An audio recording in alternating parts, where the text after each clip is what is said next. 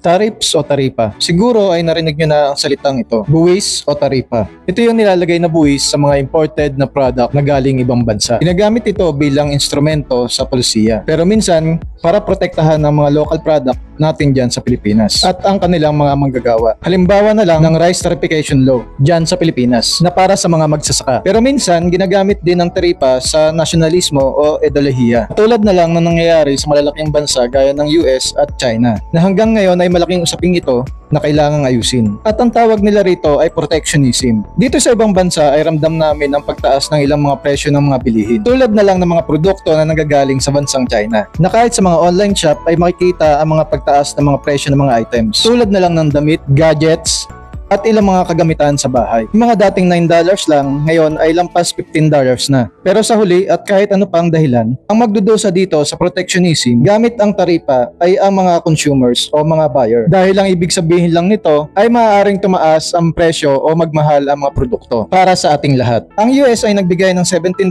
na taripa sa Pilipinas. Bumase sila sa tinatawag nilang trade deficit. Ito yung mangyayari pag mas marami ang imports ng isang bansa kaysa sa export nito. At ayon sa iba, ang ginagawa nilang ito ay hindi patas o tugma.